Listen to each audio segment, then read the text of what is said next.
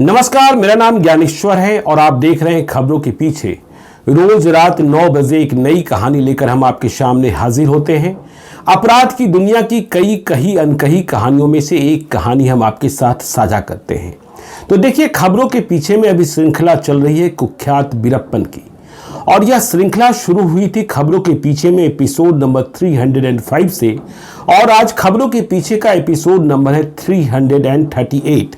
तो इस प्रकार से वीरप्पन श्रृंखला की यह स्टोरी नंबर 34 है। और देखिए, आज किसी फ्लैशबैक में नहीं जाएंगे, साल 2000 का मामला है और यह एक बहुत बड़े अपहरण कांड की दास्तान है। कर्नाटक के पूर्व मंत्री एच नागप्पा, जो लिंगायत जाति के बहुत ही पॉपुलर लीडर थे, उनका अपहरण वीरप्पन कर लेता है। देखिए, वीरप्पन ने पहले कन्नड़ फिल्मों के सुपरस्टार राजकुमार का भी अपहरण किया था।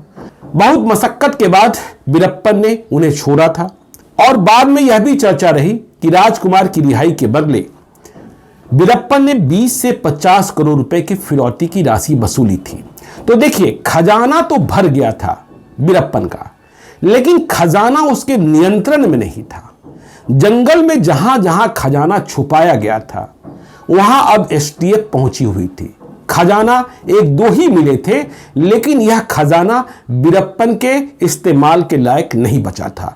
वीरप्पन भाग रहा था, जिंदगी भागम भाग में थी। वह केरल तक गया और लगातार गिरोह के सदस्यों की संख्या कम होती जा रही थी।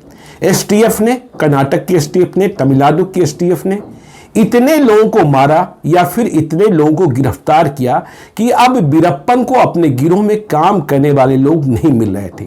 वह परेशान था। तो इस परेशानी से निपटने के लिए वीरप्पन ने एक और गंदा काम किया। उसने तमिलनाडु के उग्रवादी संगठन TNLA और TNRA के साथ हाथ मिला लिया था।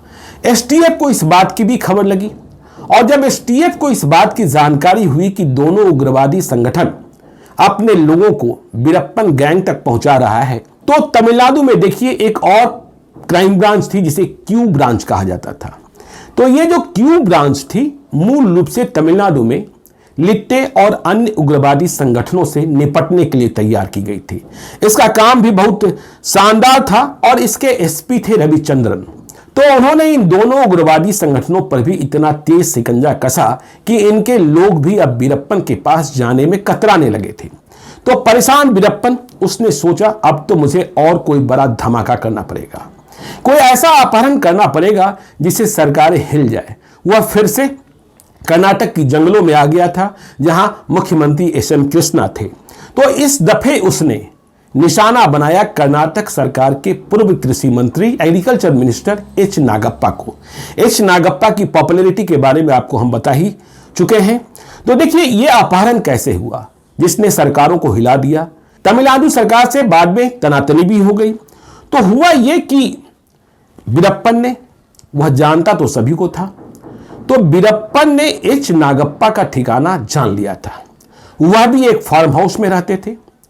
तो वीरप्पन उस फार्म हाउस के करीब सुबह से ही पहुंच गया था, और उसने अपने गिरोह के एक सदस्य को, जो बिल्कुल सामान्य सा आदमी था, जिस पर आप अविश्वास नहीं कर सकते थे, उसे पहले नागप्पा के फार्म हाउस में जाने को बोला।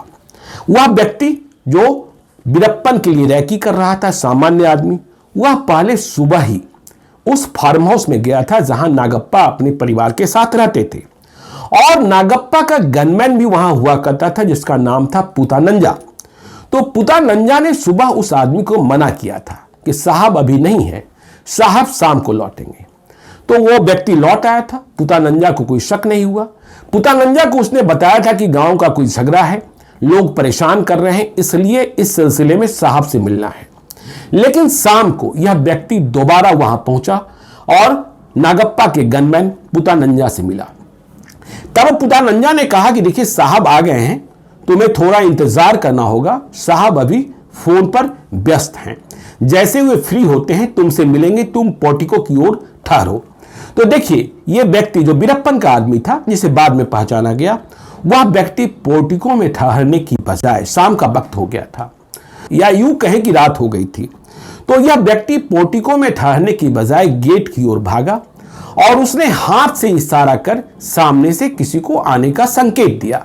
जैसे ही इसने संकेत दिया, हरी वर्दी में 8 लोग, जिसमें वीरप्पन भी शामिल था, वह सभी फार्म हाउस के भीतर आ धमके। अभी देखिए, मुख्य कक्ष में नहीं गए हैं, अभी वहां नहीं पहुंचे हैं जहां नागप्पा अपने परिवार के साथ मौजूद हैं। तो ये जो गनमैन है पूतानंजा ने भी समझ लिया कि ये लोग हथियारबंद लोग आए हैं। उसे इस बात की अभी समझ नहीं हुई है कि यह वीरप्पन आया है, तो वह भागकर भीतर जाता है और दरवाजे को बंद कर लेता है। लेकिन ये तो वीरप्पन था, वह भीतर से पूतानंजा फायर भी करता है। तो वीरप्पन तो अपने काम में किस तरीके का महारत हासिल किए हुए था अपराध करने में, यह आपको पता ही है।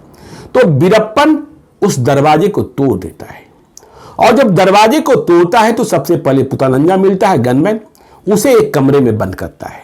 और जब आगे प्रवेश करता है तो उसके सामने नागप्पा, जो कर्नाटक सरकार के पूर्व मंत्री हैं, बहुत ही पॉपुलर लीडर हैं, वे अपने पूरे परिवार के साथ मौजूद होते हैं।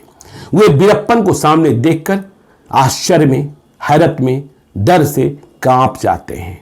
अब वीरप्पन के सामने सिर्फ नागप्पा ही नहीं है, नागप्पा की पत्नी परिमला, बेटी प्रियंका, नाती सबान, ड्राइवर महादेवा स्वामी और प्राइवेट सेक्रेटरी शिवमूर्ति हैं। लेकिन नागप्पा इस बात को जानते हैं, समझ गए हैं कि वीरप्पन का इरादा क्या है। वीरप्पन भी पूरे परिवार वाले को साथ ले जाने के लिए नहीं आया है, वह सीधे नागप्पा की कनपटी पर राइफल रखता है और कहता है कि आप मेरे साथ चलिए। तो अब नागप्पा को मजबूरी में वीरप्पन के साथ चलना है। पत्नी जो है परिमला, वह गिड़गिड़ाती हैं, रोने लगती हैं, कहती हैं इन्हें मत ले जाइए, इनकी तबीयत खराब रहती है, ये मर जाएंगे, इन्हें शुगर की बीमारी है, इन्हें आर्थराइटिस है। लेकिन वीरप्पन इतना रहमदिल कहाँ है, तो वह नंगे पैर ही नागप्पा को लेकर चल पाता है और कोई 2 किलोमीटर तक चलते रहता है। अब इधर जब वीरप्पन का गैंग चला गया होता है तो ये परिवार वाले जो हैं वो पास के गांव में मदद के लिए जाते हैं, और जैसे ही मदद की गुहार लगाते हैं, आग की तरह खबर फैलती है कि पूर्व मंत्री नागप्पा का अपहरण कर लिया गया है। तो इतना बड़ा कांड हो गया। और उधर जब 2 किलोमीटर पैदल चल लिया होता है वीरप्पन नागप्पा के साथ, तो वह एक और घर को देखकर रुकता है। उस घर के दरवाजे को खटखटाता है, रात का वक्त है, दरवाजा खुलता है। जो घर के मालिक होते हैं वे सामने डाकुओं का दल और पॉपुलर लीडर नागप्पा को देख हैरान हो जाते हैं। वीरप्पन है, नागप्पा है, लेकिन वो करे क्या जो मकान मालिक हैं। वीरप्पन कहता है कि इन्हें तुम अपनी चप्पल दे दो। वो व्यक्ति डरा हुआ भयभीत घर का मालिक अपनी चप्पल दे देता है, और वहीं पर पूरा गैंग जो है पानी पीता है। वहीं पर इस बात की जानकारी मिलती है कि पैदल चलने के क्रम में ये जो नागप्पा हैं उनकी कोहनी में चोट आई है, खून बह रहा है, वहीं दवाई लगाई जाती है। देखिए, वीरप्पन गैंग जो जेल में गुजर बसर करता है, जेल में छुपता है, उसके पास बुनियादी जिसे कहते हैं फर्स्ट एड की दवाएं वह साथ में रहती है। तो नागप्पा की कोहनी पर वह दवा लगा दी जाती है ताकि खून बहना बंद हो जाए। और यहीं पर वीरप्पन उस घर के मालिक को, जहां से चप्पल लिया गया, पानी पिया गया, उन्हें एक कैसेट देता है। देखिए, यह वीरप्पन का पुराना ट्रेंड है, मॉडस ऑपरेंडी है कि जब वह किसी को अपहरण करता है तो वह अपनी मांग के लिए एक कैसेट तैयार रखता है। यह आपने राजकुमार में भी देखा होगा। तो यह जो कैसेट है वह कर्नाटक सरकार के लिए है, और वीरप्पन कहता है घर के मालिक से कि इस कैसेट को जाकर आप नागप्पा की पत्नी को पहुंचा देना, उन्हें कहना परेशान होने की जरूरत नहीं है, कुछ दिनों में नागप्पा छोड़ दिए जाएंगे जब सरकार हमारी मांग मान लेगी। तो देखिए, इस स्टेप में अब नागप्पा एसटीएफ का एक्शन बंद करने को कह रहा है, और साथ में अपने 2 प्रमुख साथी, या यूं कहने की तमिलनाडु के रिबेल लीडर जिनका नाम है कोलातूर मणि और पाझा नेदुरामन, उन्हें जेल से रिहा करने को कह रहा है। इसके साथ ही तमिल कवि थिरुवल्लुवर की मूर्ति बंगलोर में लगाने को कह रहा है। तो अब इस घर से जहां चप्पल लिया गया, पानी पिया गया, उससे आगे का रास्ता तय होना शुरू होता है। अब रास्ता आएगा जंगल का, और रात के बज गए हैं अब 12:30। तो जंगल में जब प्रवेश करता है बीरप्पन, अभी जंगल की सड़कें हैं, तो बीरप्पन और बीरप्पन का गैंग देखता है कि दूरी बहुत लंबी तय करनी है। इतना अधिक पैदल चला पाना नागप्पा को संभव नहीं होगा। तभी जंगल की सड़क पर एक बस आती हुई दिखती है और ये 8 लोग डाकुओं के और नागप्पा, मतलब अब कुल 9 लोग हो गए हैं। तो 7 लोग जंगल के भीतर छुप जाते हैं, सहारा ले लेते हैं और 2 लोग सड़क पर होते हैं। ये 2 लोग जो डाकू हैं वे आती हुई बस को रुकवा लेते हैं और इस बस में यात्री हैं, मुसाफिर हैं। रात का 12:30 बज रहा है। सभी मुसाफिर कह सकते हैं कि नींद में हैं। तो जैसे ही बस रोकी जाती है जंगल के भीतर, यात्रियों की नींद टूटती है और बस रुकते ही जो 2 डाकू थे वे बस के भीतर सवार हो जाते हैं। बस में सवार यात्रियों को कहा जाता है कि आप नीचे उतर जाइए, बस अब हमारे कब्जे में है। तो सभी यात्री डाकुओं के निर्देश का पालन करते हुए नीचे आ जाते हैं। कहा जाता है आप सभी खामोश रहेंगे, कोई हलचल नहीं करेगा। सब लोग एक तरफ खड़े कर दिए जाते हैं, हंस की मुद्रा में, महिलाएं भी हैं। इसके बाद जब सभी लोग कब्जे में आ जाते हैं, जान का भय है, तो वो 2 डाकू जिन्होंने बस पर कब्जा किया है वे जंगल से बाहर सभी को बुलाते हैं। बीरप्पन चला आता है, नागप्पा आते हैं और जो अन्य साथी हैं। तो बीरप्पन जैसे ही आता है, बीरप्पन देखिए अब तक बहुत पॉपुलर फेस हो गया है और उसका भी कर्नाटक और तमिलनाडु में एक समर्थन तबका पैदा हो गया है। तो जो कुछ बस यात्री जिन्हें उतारा गया उनमें से कुछ ऐसे लोग होते हैं जो आगे आकर बीरप्पन से हाथ मिलाते हैं। बीरप्पन कुछ नहीं बोलता है, बीरप्पन बहुत कठोर दिल है। बीरप्पन कहता है आप लोग यही रुकना, इस बस को लेकर अभी हम जा रहे हैं, थोड़ी देर के बाद यह बस आप लोगों के पास आएगी और आपको आपके गंतव्य तक पहुंचाएगी। तो इसके बाद नागप्पा को लेकर बीरप्पन और उनके साथी बस के भीतर सवार हो जाते हैं। अब बस जंगल के रास्ते पर चल गई होती है, लेकिन अभी आधा किलोमीटर का फासला ही तय होता है। तब बीरप्पन देखता है, दूर से देखता है कि सामने से एक जीप चली आ रही है। बीरप्पन को शक हो जाता है कि कहीं ऐसा तो नहीं कि एसटीएफ वाले हैं। बस तुरंत रोक दी जाती है और वहीं लोग, सभी लोग बस से नीचे उतर जाते हैं, नागप्पा भी, और फिर जंगल में घुस जाते हैं। यह जो जंगल है यह कलमथूर का जंगल है, पहाड़ी है। और फिर चलते चलते रात गुजर जाता है। देखिए नागप्पा बहुत तेजी से चलने की स्थिति में नहीं है, तो रात गुजर जाता है। अगले दिन में नागप्पा जिन्हें बंधक बनाया गया है उन्हें लेकर ये बीरप्पन जो है नल्लूर में जाकर छुप जाता है, जो नल्लूर उसका पुराना और सुरक्षित घर है। तो देखिए इस रास्ते में कई गांव मिलते हैं। तब जमाना मोबाइल फोन का इस तरीके से नहीं था कि जंगलों में या जंगल के गांवों में मोबाइल फोन पहुंच गया था। वैसे भी गरीबी थी, दूरसंचार क्रांति भी बहुत तेज नहीं आई थी कि घर घर में टेलीविजन था उस इलाके में। तो लोगों को अब तक नागप्पा के अपहरण की जानकारी स्थानीय लोगों को बहुत साफ तरीके से नहीं मिली है। तो दिन में जब उजाले में नागप्पा को लिए हुए बीरप्पन जा रहा था तो नागप्पा तो डर से इतने भयभीत थे कि वे चिल्ला नहीं सकते थे। तो ऐसा लगा पूरे रास्ते में कि रोड शो हो रहा है और लोग आश्चर्यचकित हो रहे हैं। देखिए नागप्पा का भी एक मास है, नागप्पा के भी लोग हैं, जगह जगह लोग हैं। तो उन्हें बीरप्पन और नागप्पा को साथ देखकर आश्चर्य भी होता है, खुशी भी होती है, गुस्सा भी आता है। तो सभी लोग बीरप्पन और नागप्पा को देखकर बीरप्पन इस बात को समझता है कि नागप्पा को पहचानने वाले जितने लोग हैं इसमें हमारा खतरा अधिक बढ़ा हुआ है। लोगों ने देखा है कि हम नागप्पा को लेकर जा रहे हैं, जब बात अपहरण की सामने आएगी तो लोग एसटीएफ को खबर देंगे। तो बीरप्पन को इस बात का एहसास हो जाता है। अब सवाल यह पैदा होता है कि बीरप्पन ने नागप्पा का अपहरण क्यों किया। तो देखिए बीरप्पन ने नागप्पा का जो अपहरण किया उसके पीछे जो केस स्टडी है कि 1994 से 1999 तक ये जो नागप्पा थे ये एग्रीकल्चर मिनिस्टर थे कर्नाटक में, और नागप्पा जो थे वे बहुत ही बहादुरी के साथ बीरप्पन के खिलाफ बयान दिया करते थे। वे इस बात के सख्त खिलाफ थे कि जंगलों से चंदन की लकड़ी की तस्करी हो रही है और इसमें बीरप्पन का गैंग सबसे बड़ा गैंग है। वे गांव वालों से अपील करते थे कि वो बीरप्पन की मदद न करें। और देखिए, जो चुनावी लड़ाई थी नागप्पा की, वह चुनावी लड़ाई थी राजू गौरा के साथ।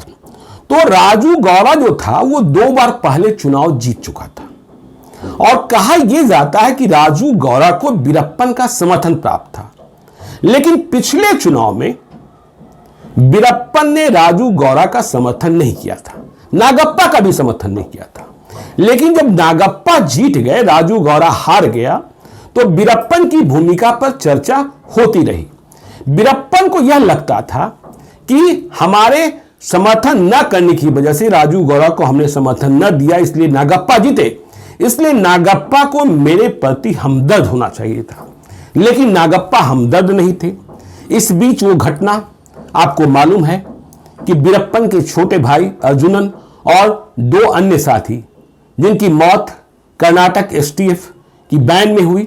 कहा यह गया कि जब तमिलनाडु से ट्रांसफर कर लाया जा रहा था तो साइनाइड खाकर दोनों मर गए या मार दिए गए, जो भी बीरप्पन तो मानता था कि मार दिए गए। तो बीरप्पन का यह मानना था कि इस मामले में भी नागप्पा की भूमिका ठीक नहीं रही, तो इस कारण से वह नागप्पा से आक्रोशित था और सब कुछ के बावजूद उसे एक ऐसा धमाका करना था, उसे एक कितना बड़ा एक्शन करना था जिससे कि वह अपने को फिर से ठीक से व्यवस्थित कर सके, एसटीएफ से पिंड छुड़े, गिरोह में नए सदस्यों की भर्ती हो सके। तो ये सारे मकसद थे। लेकिन अब जबकि अपहरण हो गया, 3 महीने का नाटक चला था, तो बीरप्पन की डिमांड शुरू हुई। बीरप्पन ने कहा कि एक वार्ताकार आप नामित कीजिए सरकार को, और वार्ताकार के रूप में बीरप्पन ने इस बार किसी एडिटर या किसी दूसरे व्यक्ति की मांग नहीं की। बीरप्पन ने मांगा राजू गौरा को, वो राजू गौरा जो नागप्पा के खिलाफ चुनाव लड़ते थे और जो 2 बार पहले बीरप्पन की मदद से चुनाव जीते थे। लेकिन राजू गौरा बीरप्पन से बात करने को तैयार नहीं हुए, उन्होंने साफ साफ मना कर दिया। इससे बीरप्पन को झटका लगा। तो देखिए, जो केस स्टडी है वो ये कहती है कि बाद में जनता दल के एक लीडर तैयार हुए, वे जंगल में गए, बीरप्पन से मिले भी। फिर बीरप्पन ने जो ठिकाना बताया, वहां नागप्पा के लिए जो बंधक बने हुए हैं उनके कपड़े और दवाइयां पहुंचाई जाती रही समय समय पर, और बातचीत रिहाई के लिए चलती रही। कहा यह जाता है कि बीरप्पन ने अब 100 करोड़ रुपए मांगे नागप्पा की रिहाई के बदले, और यह भी कहा कि आप हमारे कैदियों को जिनकी मांग हमने की है उसे आप जल्दी छोड़ दीजिए। तो देखिए, कर्नाटक की सरकार उस बंदी को जिसे बीरप्पन मांग रहा था छोड़ने के लिए भी तैयार हो गई थी बेल पर। लेकिन न्यायिक प्रक्रिया में वक्त लगता है, इसलिए प्रक्रिया धीमी चल रही थी। तो अब बीरप्पन उस रिहाई के साथ साथ 100 करोड़ रुपए की मांग भी कर रहा था। देखिए, कहने वाले कहते हैं कि ये जो बातें चल रही थी जनता दल लीडर के माध्यम से, इसकी जानकारी सिर्फ कर्नाटक के तत्कालीन मुख्यमंत्री एसएम कृष्णा और नागप्पा के परिवार वालों के पास थी, 100 करोड़ रुपए की। लेकिन यह खबर किसी न किसी तरीके से मोहन नवाज को लग गई। वो मोहन नवाज जो बीरप्पन के पीछे लगातार लगे थे, मारना ही मकसद था। मोहन नवाज ने कसम खा रखी थी कि जब तक मारेंगे नहीं तब तक शादी नहीं करेंगे। अब मोहन नवाज को खबर कैसे लगी? तो मोहन नवाज का रिश्ता नागप्पा के परिवार से बहुत करीबी था।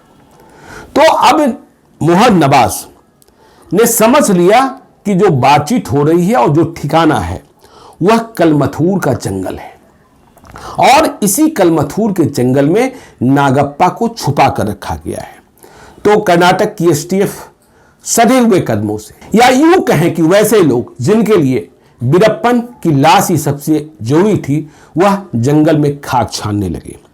पर इसी बीच अभियान को झटका लगा। अभी 100 करोड़ रुपयों के भुगतान का फैसला नहीं हुआ है। झटका यह लगा कि जब एसटीएफ की चहलकदमी बढ़ी तो नागप्पा की पत्नी और नागप्पा के समर्थक बड़ी संख्या में कई ट्रकों में सवार होकर जिसे लीड कर रही थी नागप्पा की पत्नी सबसे आगे वाली ट्रक में, जंगल के रास्ते में प्रवेश कर गई। नागप्पा की पत्नी रो रही थी और वह लोगों से अपील कर रही थी कि वीरप्पन को मत पकड़ो, मुझे अपना पति वापस लेना है। तो जब नागप्पा की पत्नी रोती हुई जंगलों में घूमी तो इसका परिणाम यह हुआ कि जो अभियान चल रहा था वह अभियान बहुत धीमा पड़ गया। तो अब यह अभियान, और इस अभियान में कर्नाटक की एसटीएफ तो थोड़ी स्लो थी, लेकिन तमिलनाडु की एसटीएफ पीछे लगी हुई थी। तो नागप्पा की पत्नी पहुंच गई तमिलनाडु, मतलब चेन्नई, और वहां उन्होंने तमिलनाडु की चीफ मिनिस्टर जयललिता से मुलाकात की। जयललिता से मुलाकात हुई। जयललिता से नागप्पा की पत्नी ने कहा कि आप एसटीएफ को बंद कर दीजिए। तो जयललिता बहुत स्ट्रांग थी। उन्होंने कहा कि देखिए, यदि वीरप्पन मेरे प्रदेश में घुसेगा तो देखते ही गोली मार दी जाएगी। मैं कोई उसे छूट नहीं देने जा रहा हूं, लेकिन हां, आपको इस बात का भरोसा देती हूं कि कर्नाटक की सीमा में हमारी एसटीएफ नहीं घुसेगी। उधर वीरप्पन परेशान। वीरप्पन को एक बार ठिकाना बदलने में 3 महीने का यह अपहरण है, ठिकाना बदलने में 3 दिन लगे, जहां पहुंचने में उसे सिर्फ आधे दिन का वक्त लगना चाहिए था। परेशानी यह थी कि नागप्पा के समर्थक भी जगह जगह थे, गांव गांव में थे, और जहां वह छुपा कर रखता था वहां भी थे। तो वीरप्पन इस बात को समझ रहा था कि मेरे खिलाफ मुखबिरी तो अब बिल्कुल आसान है। खैर, तो ये सब कहानी चलती रही। एसटीएफ के जो बागी थे वे तलाशते रहे। तब भी 8 दिसंबर 1992 को, मैंने कहा ना 3 महीने की यह कहानी है, एक सफेद धोती एक पेड़ पर बंधी हुई मिली, जिसे आप बैनर भी कह सकते हैं, और उस पर लिखा था नागप्पा वीरप्पन। तमिल की भाषा में इसका मतलब था नागप्पा के परिवार के लिए वीरप्पन का संदेश है। और यह जो संदेश था वह बहुत ही दुखद था। अब यह संदेश किस रूप में सामने आया? जो धोती टांगी गई थी बैनर के रूप में, उसके किनारे एक माइक्रो कैसेट जिसमें वीरप्पन की आवाज थी, उसे लटका दिया गया था।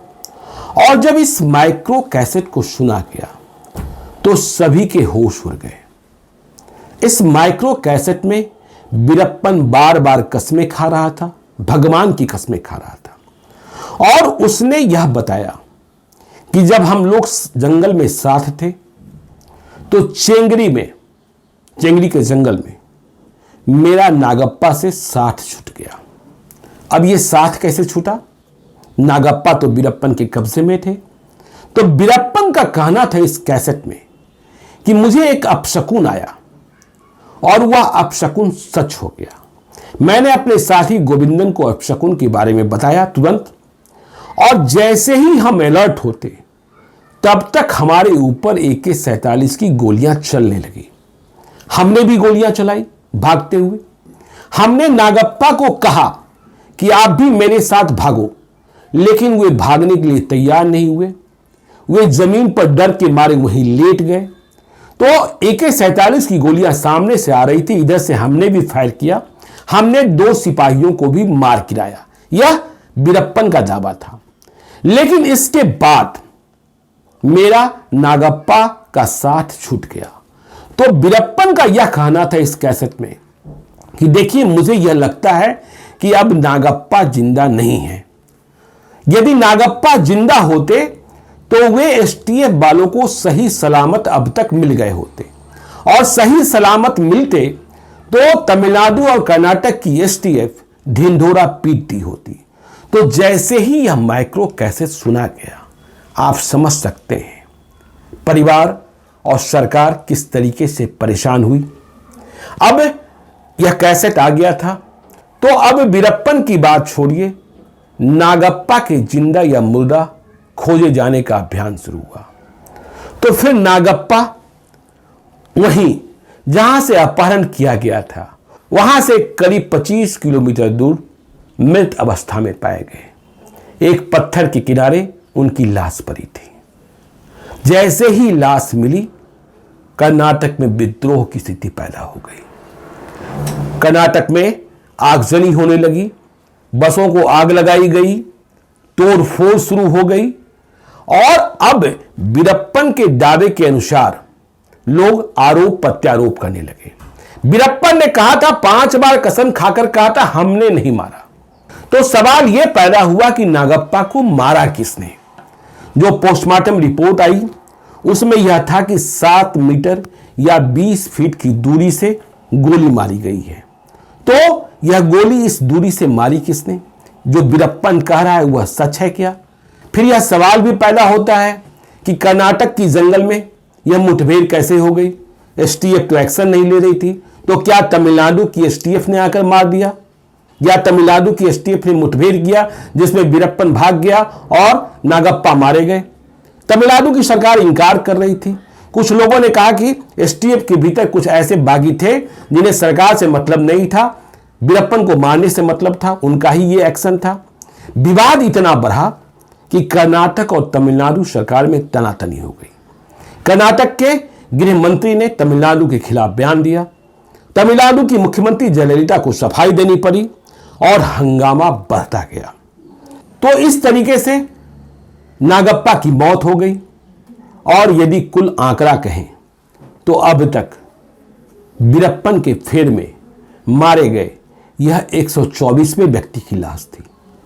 आगे अभी और कुछ होना है, लेकिन ध्यान रखिएगा, वीरप्पन अब घिरेगा, वीरप्पन अब फंसेगा, वीरप्पन का अंत समय आने वाला है।